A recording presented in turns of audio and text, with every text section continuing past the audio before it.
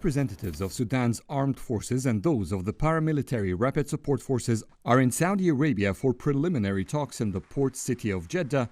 The Arab League held its third emergency meeting on Sudan in 3 weeks in Cairo.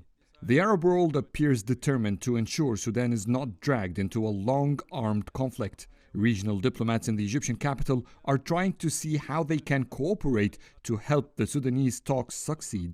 The top priority of the Arab League now is to find a real solution and to stop the bloodshed, to protect the livelihood of people in Sudan, especially that this country is relying on the humanitarian aid. The consequences have exacerbated. It's not about to call like the RSF a militia or not. The top priority now for the Arab League is to find a way out of the current situation.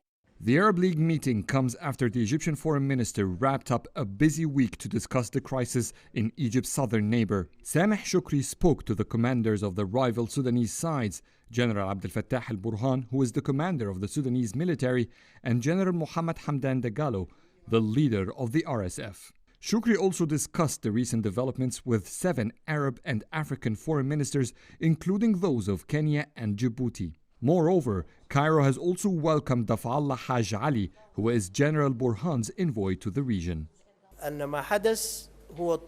Unfortunately, what's happening is an unjustified attempt to seize power in Sudan.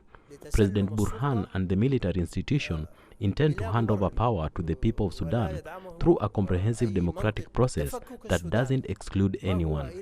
Instability in Sudan will divide the region and will expand beyond. I urge the international community to understand that what's happening in Sudan is an internal issue and we are capable of containing it. The Arab League has been encouraging non-interference from foreign powers as it wants Sudan to have a national approach to end the crisis through dialogue. The organization says it's extremely concerned about the continuation of fighting in Sudan and has called for a complete and immediate ceasefire. Succeeding in bringing Sudan's fighting parties to the negotiating table doesn't appear to have eased the tension at the Arab League. Preliminary talks on resolving the Sudanese crisis began on Saturday in Saudi Arabia, yet member states continue their talks in Cairo, hoping to help these negotiations succeed.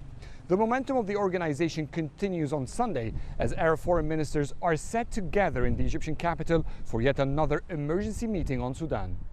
Adel El Mahrouky for CGTN, Cairo.